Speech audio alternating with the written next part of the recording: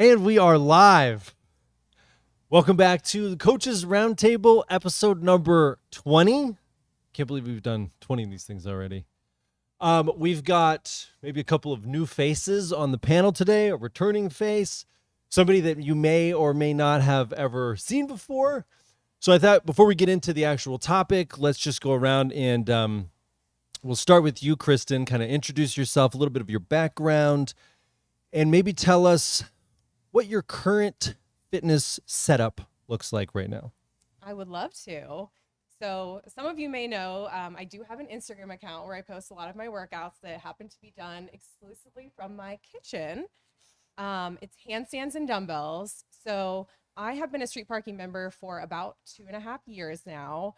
I originally joined actually back in 2018 for a couple months, left for a little bit and came back and have been a consistent member. Prior to street parking, I played some sports in college. I played volleyball and I ran track and field.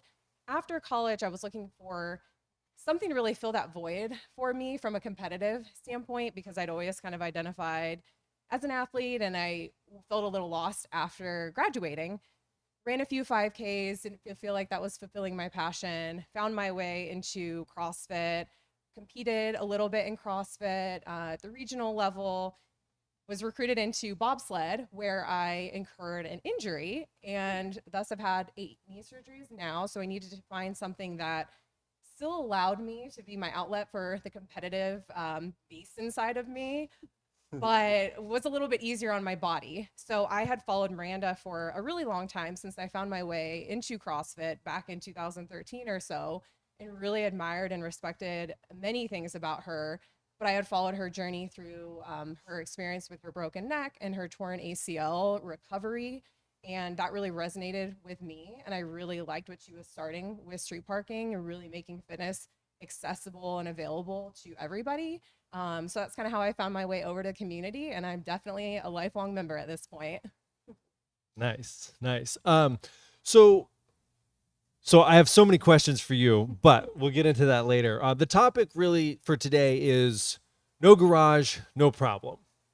And what we mean when we say that is sometimes you might find yourself either temporarily or long-term in a situation where you don't have access to all of the bells and whistles, all the equipment that you might see on our demo videos and that kind of thing.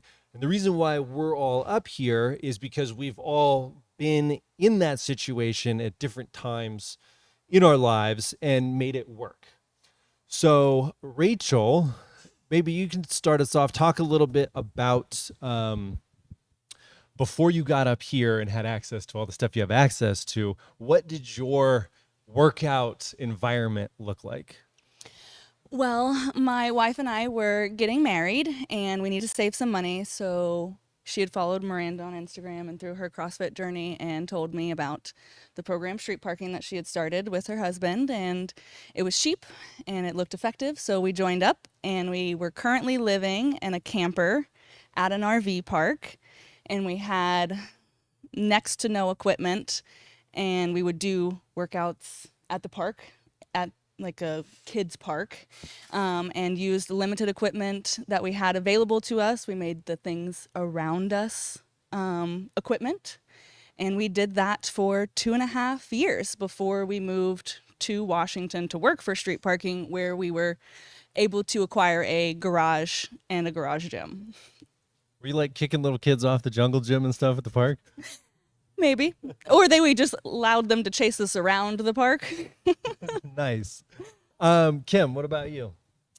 Yeah, so I had gone from being in a gym environment for years and not competitive as Kristen was, but that's really where I actually first started working out, was in a gym like later in life. And so with street parking, when I left the gym and joined street parking, I didn't have a garage, I didn't have equipment, and yet that gym environment was my foundation. So for me, it became working out in my living room, in our bedroom on the floor, like in between the bed and the door, and in our carport, in the driveway, on the sidewalk. I had fortunately been like comfortable taking a sandbag or dumbbells on vacation before, but really finding the groove of trying to do it day in, day out at home in really random places around my house. For me, trying to have a little bit of space, like with a dog and kids and things like that. So, I mean, I even used like my back patio at times. So it was really just around a house, but without a garage and things. It started with a pair of dumbbells and then a couple pair of dumbbells and slowly became a few more before, again, starting to work here. So it was, I mean, I still work out at home as much as I work out up here with everybody in the garage. And even up until just last year, I didn't have a garage at my house, and so kept it going that way. To the point of even having an assault bike outside that I kept outside and would move inside if I needed to. Nice. So yeah, just real quick for me, like I owned a gym in Los Angeles, and my wife and I also have had a very small house, with a tiny little backyard area. And what we found was that I think especially for Carolina and then increasingly for me towards the end, it was just so nice to not be in the gym and actually be in a smaller space with just myself, with less stuff around me, where I could just focus on me. And it was really, really great to have less options because it helped me kind of simplify things and not really have to worry so much about, I guess, all of the things that we worry about when we are in a group setting or in a setting where there is lots of things that we could hurt ourselves with or, that just complicate things. And I think that just from talking with you, Kristen, that probably rings pretty true. And as if anyone that follows you on Instagram, pretty much all your workouts are done like between your couch and like the counter, which I think is your kitchen. Sure is. And I mean, you do some really nasty workouts in there. Yes, So what to was say the that least. transition kind of like, going from obviously being highly competitive to being in this space? And yeah, like, what was that like? I'll be honest, it was certainly challenging at first. Yeah. I was always the person at the gym that was like, I will go to any corner of the gym that has all the space because I need like 6 feet on all sides of me. I don't want to be anywhere close to anybody else working out or any other objects because they will surely get in my way. So it's challenging to change from that gym environment to I initially started at my apartment gym doing a lot of the workouts there, but got a lot of funny looks, of course, as you can imagine. So I found myself not pushing myself to my limits or as hard as I felt like I probably could have because I was getting some funny looks from people in there. Not that that was a good thing or what I should have been doing, but that was just kind of the nature of what the environment led me to do. So in the honestly, it was a little bit before the pandemic. I was like, you know what? I kind of have an oddly shaped bedroom. This little corner gets no use. I am going to put all of my dumbbells over here. Maybe I will buy a box. And I think that's really all I need. At that time, all I had really were dumbbells. And that was more than fine. I had plenty of equipment. But I purchased the box, kind of made that corner my little gym, tried to kind of film in there a little bit in the beginning. Then the pandemic happened, and that corner of my bedroom then became the corner for my desk. So I had to change a little bit, and I was like, where else could my gym be? My kitchen. That's the next best spot. So kind of transitioned to working out in my kitchen. And it's been a relief to your point, Jeb, with less pressure, less equipment.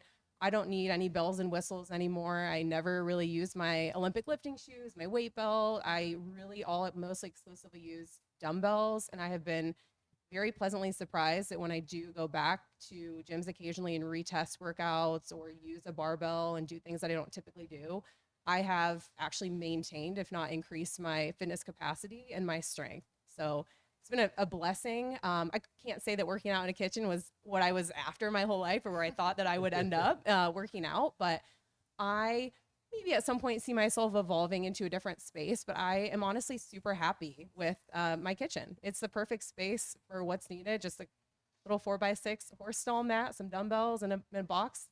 And I've acquired, similar to you, Kim, I've gotten a bike recently and a little bit more equipment, but it doesn't take much. Nice.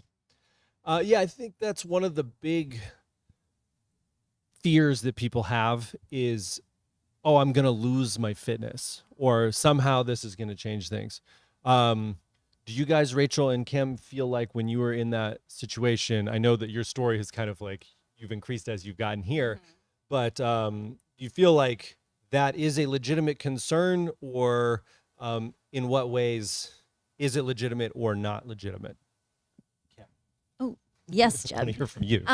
Yeah, actually, it resonates quite a bit because a little bit of what you were saying, having expectations, you have all kinds of options around you. So not necessarily about the competitiveness and like that environment going away, but more for me, it was, is this a serious workout if I'm just doing this in my living room?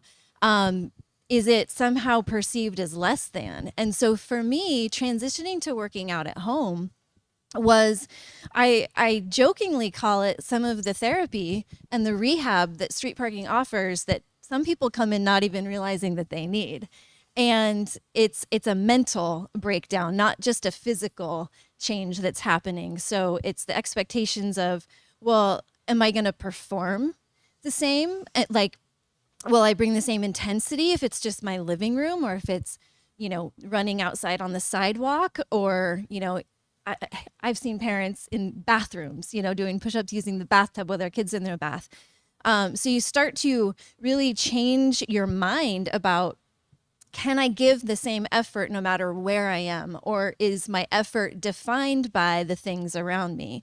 So that shift that happens when you kind of let go of the expectation of, I have to have all the equipment, or I have to be able to do all of the things that those equipment options offer me, does create a big mental shift that actually is incredibly freeing, like Kristen talked about.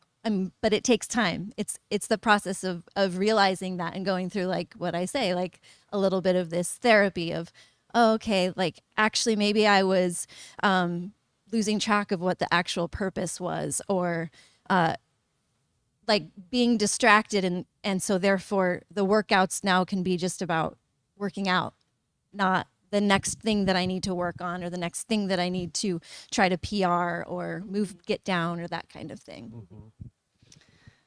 For me, it was actually much different because my question was, can I get strong by just working out at home? I started in a CrossFit gym for a very short amount of time, 6 months maybe.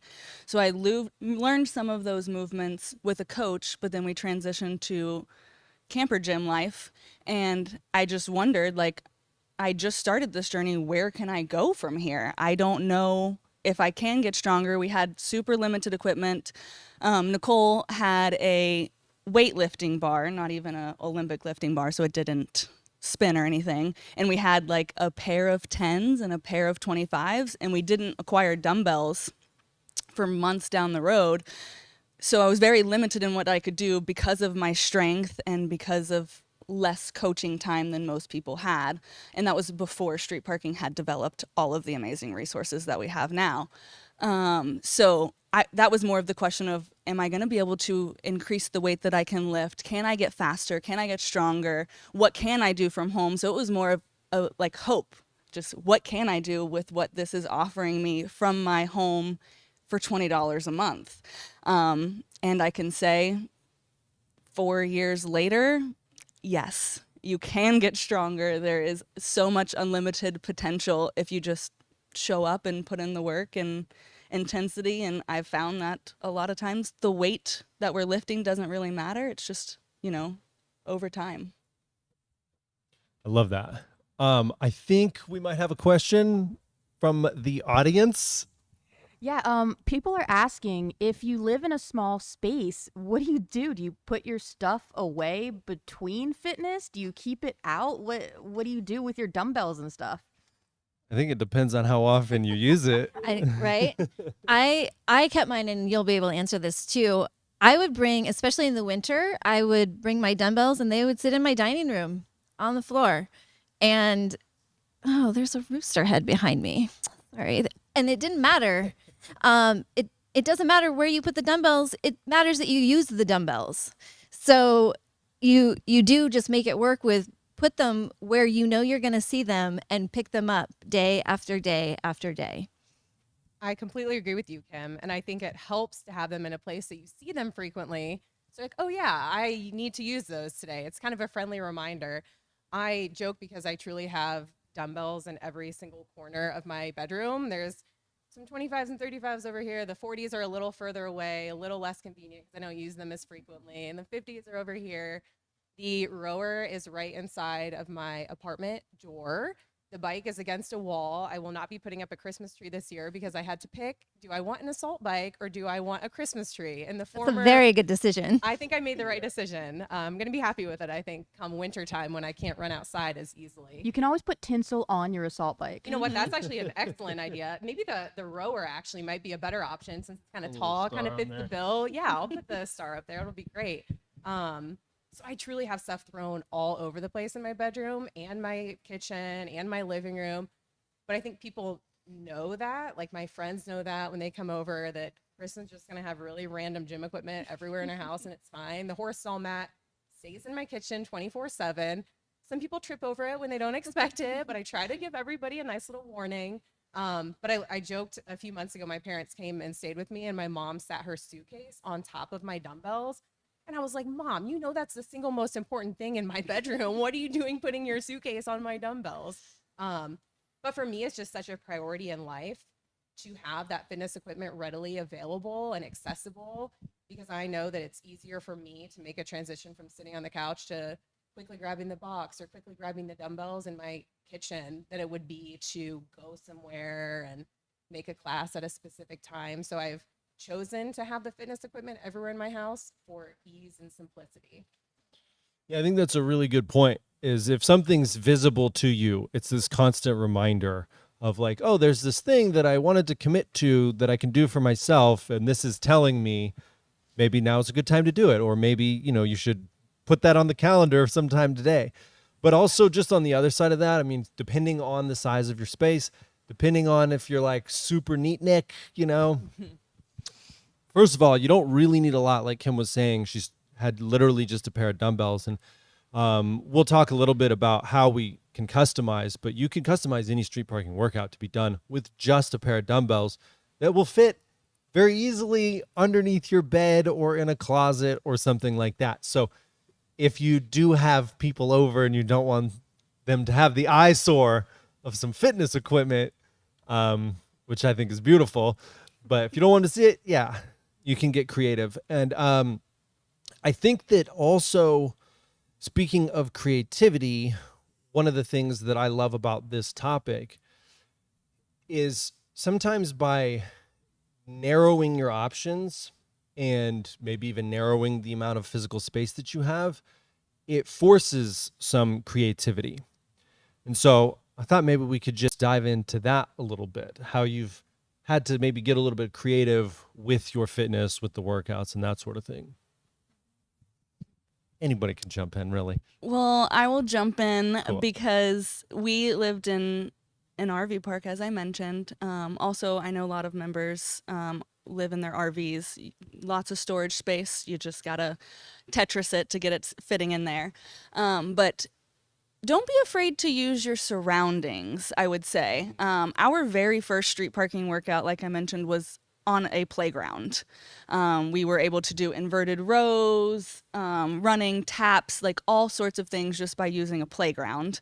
And then once we got into our spot and acquired minimal equipment, we would then use picnic tables to do step-ups or the camper stairs to do step-ups. We do lots of step-ups, so we also did them on our heater, like a little, travel heater.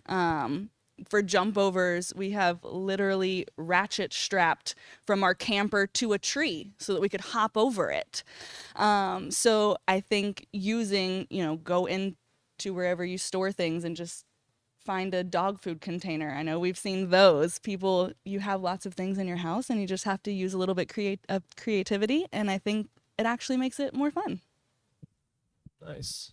What you guys? I used a cooler. That would be one of the ones too that was a tried and true favorite before I had the box, like the soft plyo box. So using that for jump overs, would use that on my driveway. Similarly, my kids actually, when they would join me before we had more equipment, there were some steps outside, and same thing. You can use steps in so many different ways, not necessarily the same as jumping, depending on the width for some people, but you can use those steps to your advantage. Use them for taps. My kids would use them to step up onto. So yes, finding what you have around you, and then also again, just like Jeb was saying, we offer with street parking, we offer so many customizations that realizing that those customizations might even turn a workout into kind of a more fun or challenging workout than just going with the tried and true. And so seeing those things not as less than, but seeing them as an opportunity to be like, I mean, heck, even yesterday, Jeb, I mean, we're not talking about, if we're talking about space, like the garage yesterday over at the Alcaraz house was packed, and there was a lot of people working out in a garage doing burpees, and there were bikes out and all of that. And Nicole and I were going to do a different workout, and we completely customized a workout that should have been double unders and back squats and pull-ups. And we had a pair of dumbbells and probably a 2-foot radius to get it done. And I would say probably, 5 years ago, it would have been like, oh, I'll just wait to work out so I can do all of the fancy things.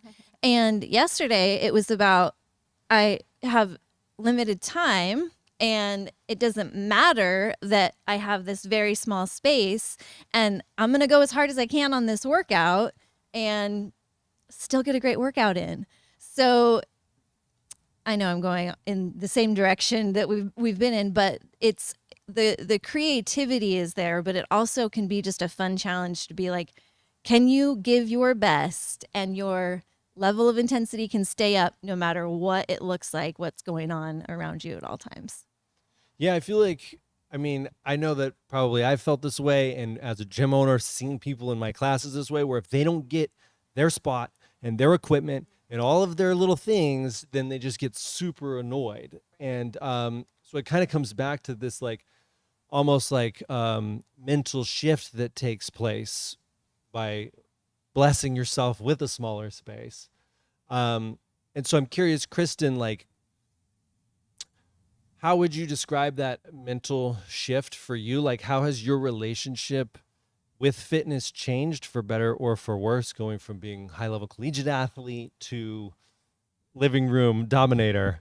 I love that question because I think the mental shift for me was absolutely the most important and critical transition that I needed at that point in my life. Coming from the gym environment, very competitive, and knowing myself and knowing that I don't always make the best choices when I'm around really competitive people doing things that my 8 surgery knees probably should not be doing anymore, and I was still doing that. I needed something that allowed me kind of an ego check at the door. Hey, you don't need to be doing these crazy movements anymore.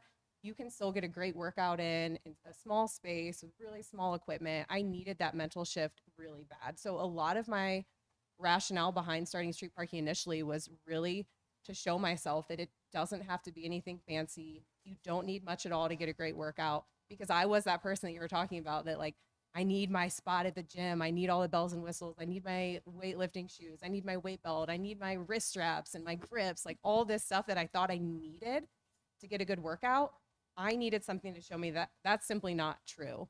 And street parking came into my life right at a time when I would go to the CrossFit, do a workout, and I felt fine during it, but I truly had a hard time walking afterwards. And I wondered how long I was going to be able to keep up that lifestyle of training in that way.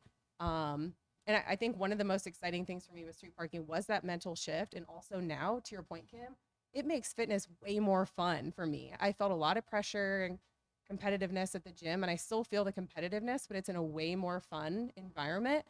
And one of my favorite things is seeing all the different ways and places and uses of equipment that people in the street parking community leverage to fit in their fitness. It's truly an inspiration. And I love that mental shift aspect that we all see from uncovering the potential of fitness, really making your surroundings your gym. Yeah, I think that's so cool. I feel like broadening our definitions of what fitness is and how it's attained, at least for me, has a lot of carryover into other parts of my life. Which at the end of the day, I mean, what are we really doing here? You know, it's like the physical obviously is amazing, but if it was just physical, I don't know that we would all do it. I think that there has to be some confidence that gets built and some level of problem solving, even just the ability to be patient and think outside the box a little bit, literally. So that's cool. Do you have anything else to add on that, Rachel, as far as your relationship with fitness? I think that I still have tiny space syndrome. I still find myself only using my dumbbells or my sandbag, and I do love my Red Fitness Soft Plyo box, so that is a staple. But I do find myself still in that same space, and I find myself not even viewing all of the different versions of the program. I'm just like, all right, sandbag version, whatever the workout is, we're doing it.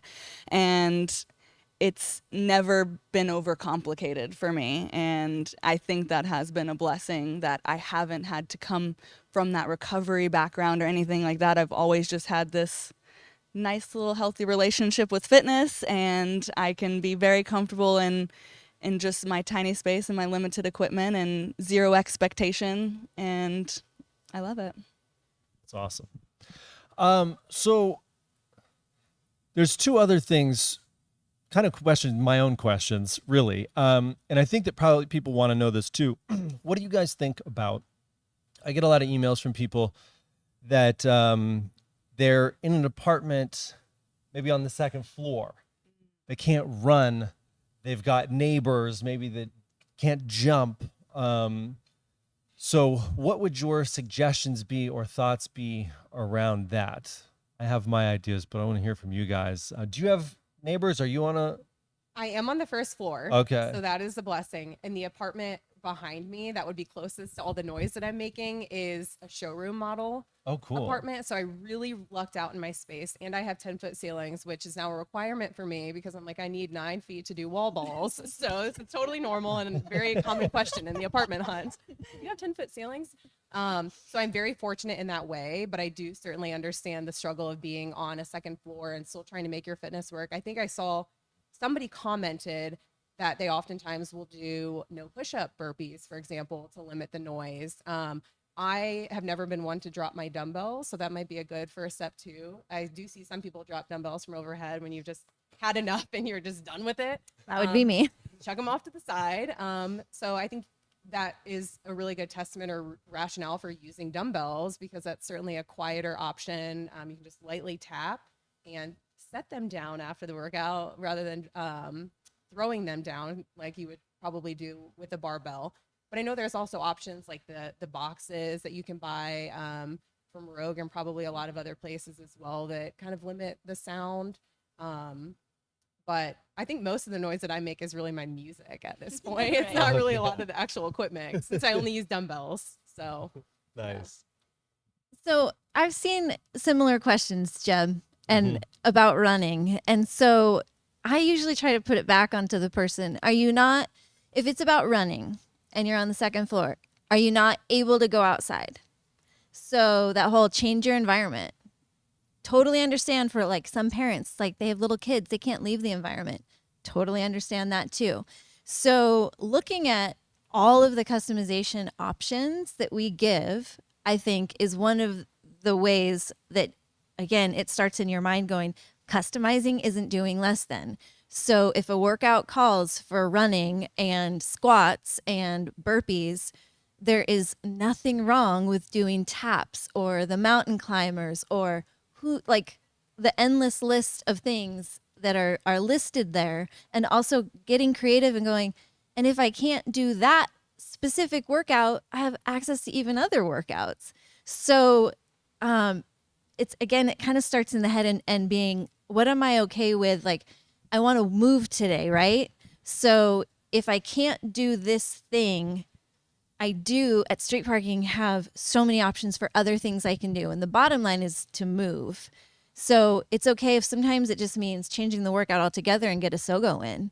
I mean, if it's a repeated thing, I understand needing to adjust that. But on certain levels, it's also like just expand your options and see the value of any of the street parking workouts. You're moving, you're doing something. And we want that consistency more than necessarily the exact movement that is written in the workout. Yeah, man, there was a lot of really good stuff in there. But one thing it actually made me think of, and it was in a question on Instagram, but about a totally different topic. But we've said it a lot, right? That comparison is the thief of joy. And I think a lot of times people look at their own setup and then they see what's on Instagram and they see what other people are doing and they compare themselves to those people and do somehow feel that what they're doing is less than what they're seeing. And I think it's real easy for us to sit up here and say, oh, this is what you need to do. Just stop doing that. But I just want to make it clear that I think we've all experienced that 100%. as well. Mhm. So maybe we can talk just a little bit about how we dealt with that and maybe got past it and how long it took.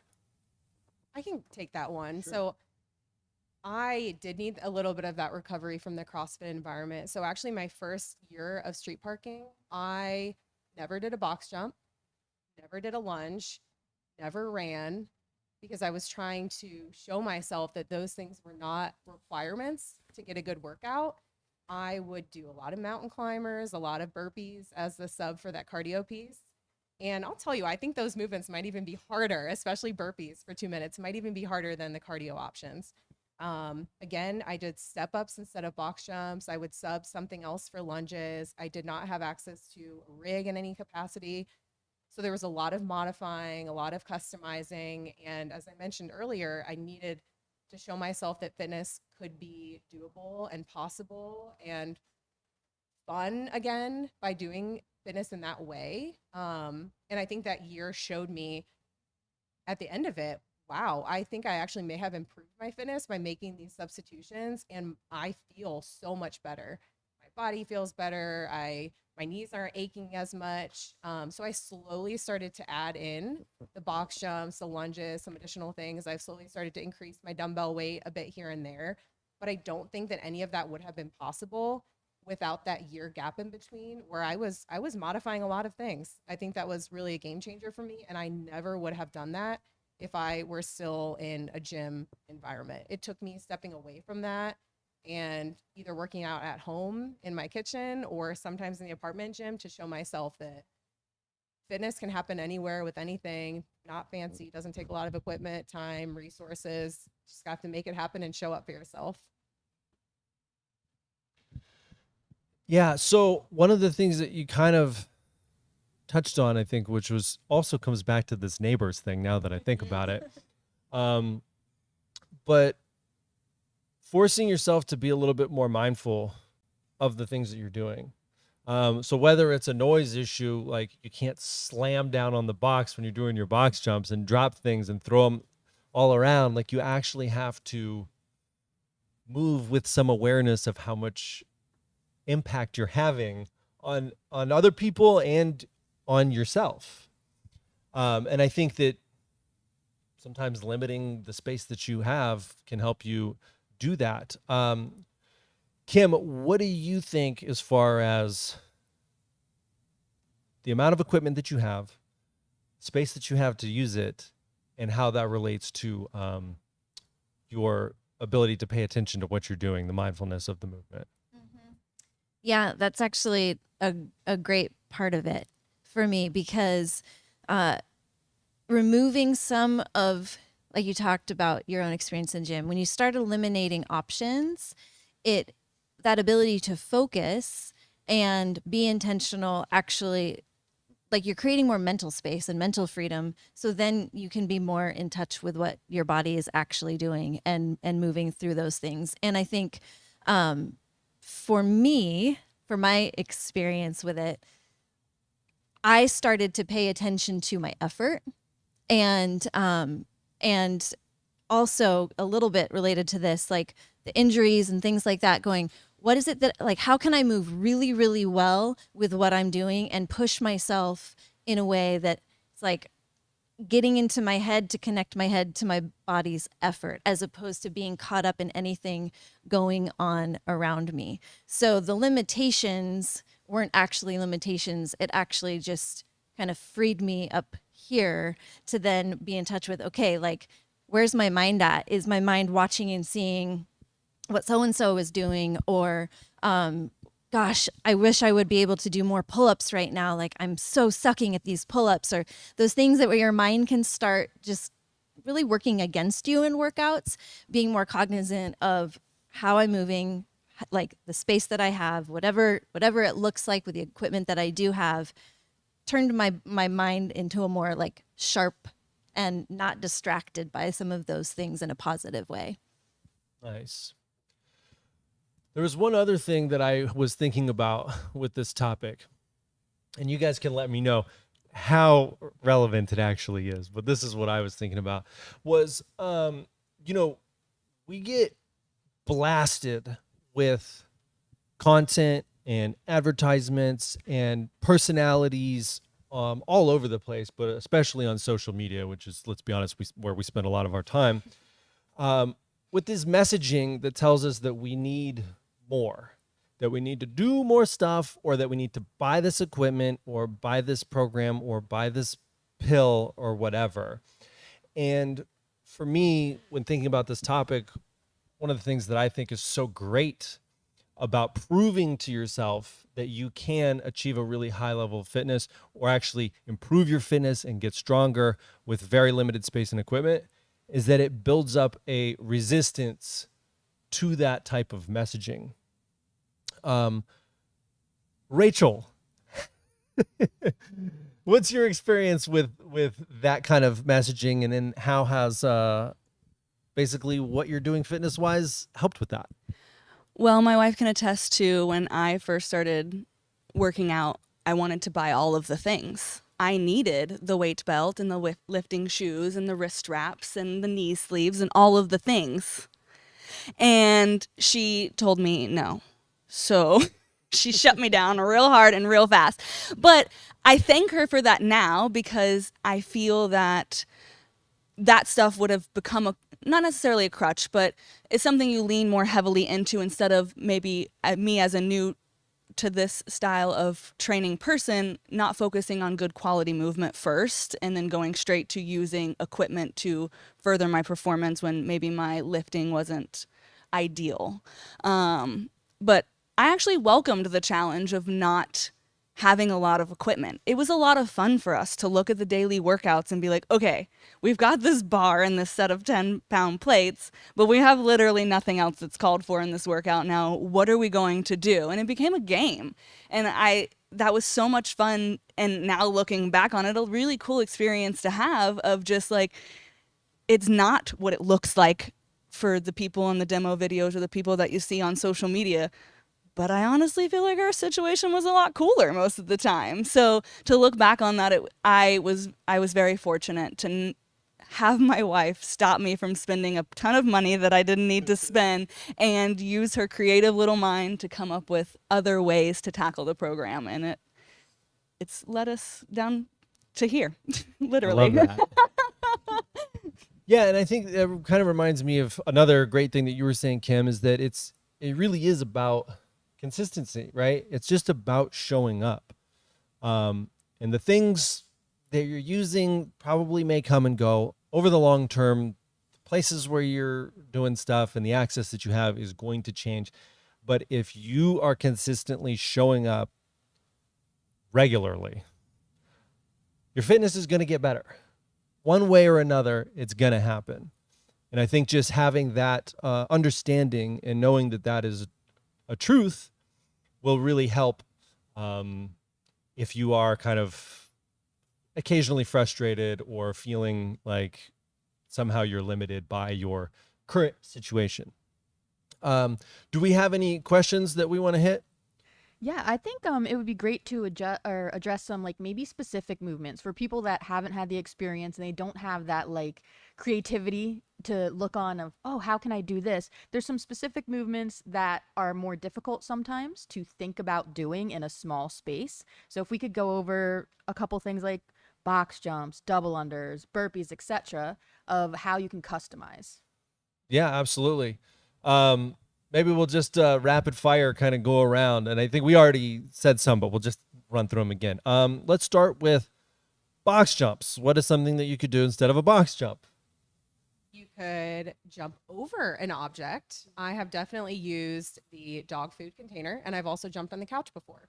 Nice. Box jumps, are we all doing Yeah, box quick jumps? quick one. If Box there's jumps? something else that you can think of. Heck, just jump over a dumbbell if you have to. Yeah, or step up on something. Yeah, we did a lot of step ups. We didn't do a whole lot of jumping prior to getting a box, so we would step up on things or jump over the ratchet strap. Even a knee tuck could even work. It's Yeah. hard. Yeah. Yeah, for sure. Oh man, that would be terrible.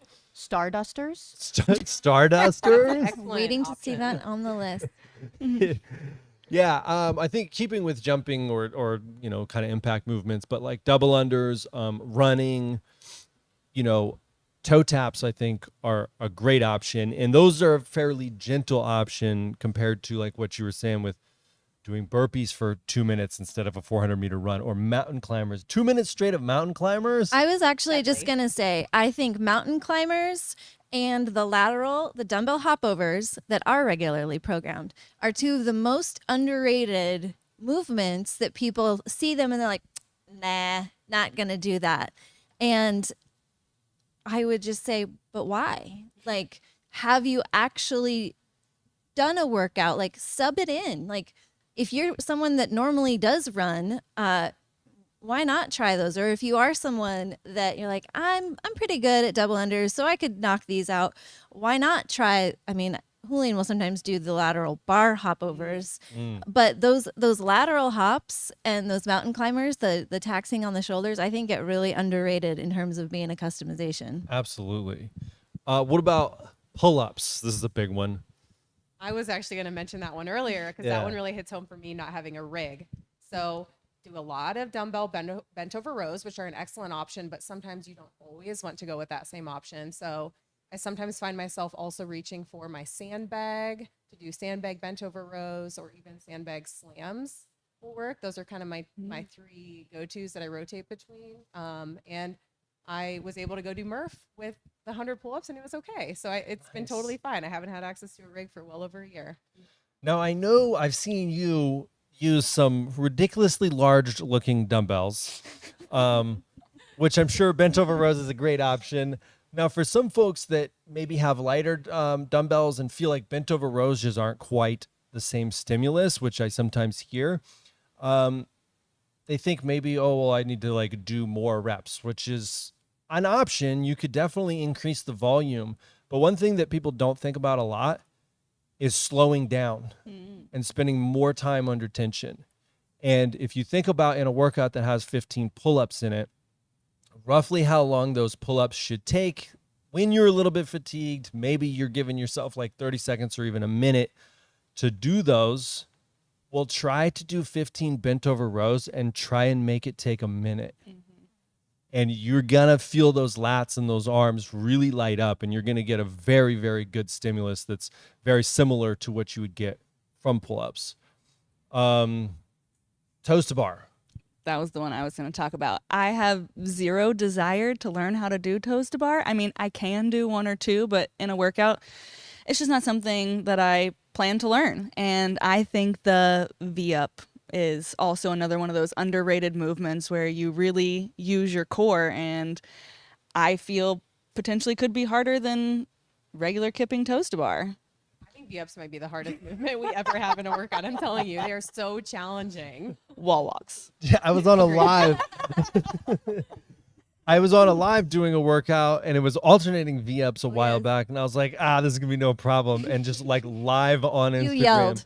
Yeah, I was just falling apart in front of everybody. It was so hard. I remember that one. Yeah. Like, V-ups oh are no, oh no. I In the literally back of said, your "Oh garage." no." Yes. Yeah, it was terrible. Okay, let's see. Burpees. If you have to probably worry about your neighbors below you. What did you say? No push-up burpees, which I think is a great option. Keeping the movement strict. Stepping back and doing a push-up each time. maybe taking out the jump at the top. I think it's great. Elevated on like a couch or something, so your knees aren't hitting the ground, and then you still get that push-up moment. Yeah, you can absolutely do elevated burpees. Was there another one that you had mentioned, Nicole? I'm actually curious about a ceiling height issue. We actually do have some members who are talking about camper workouts specifically, and Rachel's quite tall. Yes, I cannot. Our camper did not have 10-foot ceilings, so I couldn't do a lot of any overhead movements in our camper. Seated, strict press, things like that from the ground, removing the lower body element, were a lot of the customizations we did. I couldn't even do thrusters in the house. So anything I could do seated, or alternating arm, anything like that, always took advantage of those. Or take it outside if you can. There you go. Yeah, outside's always a good option if it is an option. Just to second that though, seated pressing is so nasty. It's so underrated. And if that does get a little bit monotonous, a kneeling press is great too. And if you're working with dumbbells and you go into a kneeling position and do alternating strict presses, it's really, really nice. Or blaster. Exactly. Yeah, it's You real mean by nasty on the nice. core. And then also for thrusters, that's one of the ones where you could get a little creative and you just split it up and you do your squats and then you sit down and you do your presses. Yeah. Because I guess not all of us have 10-foot ceilings. Well, and In that an apartment, I did get very lucky in that regard. Yeah. Nice. Okay, so just to kind of wrap it up, because I know we went in a lot of different directions here, but I think what I'm hearing from all of you guys, and chime in if you want to add to it, is that I think we all agree that having limited equipment or limited space, there's actually a lot of really positive things that can come out of it. So think of it as a blessing. And some of the positive things that do come out of that is that it forces you to redefine and broaden what your understanding is of fitness, and does allow you to have a little bit of a mental shift, which in my opinion, anytime you can shift something mentally and look at it from a different perspective, that's growth. And it forces you to pay attention a little bit more to what you're doing. So if you ask me, I think that the overall huge benefit is that it really helps tie together the physical, the stuff that you're doing, with the mental, which to me is actually fitness. So anything else you want to add to it? I know that I will say that I've seen a lot of members say that they feel that they've customized a workout so much that they don't feel like it was an actual workout or that they can log it and count it. But I know that we all here from Street Parking can say that no matter what you did, it counted, and it does matter. And stop thinking of your lack of equipment or space as a limitation and let it be that room for growth, and what you can achieve with next to nothing can still be great. And shifting that mindset into a more positive outlook, and like you get the opportunity to be creative and go about something a different way where everyone else is stuck doing it the traditional way. And that's, not as fun sometimes. Yeah, thank you for bringing that up, because that is a big one. You can count it. You can count the workout. If you look at the workout and you do something that somewhat resembles that and you got some good fitness that day, count it. That's all we care about. All right. Well, thank you guys for this wonderful panel. This was awesome. Thanks for having us. Yeah, absolutely. you. Anytime. Jeff. This is great. So don't forget to hit that like button, smash the subscribe button. And you know what? There's a little bell icon too. And you can mash that and you get little notifications anytime we go live. All right, you guys. See you next time.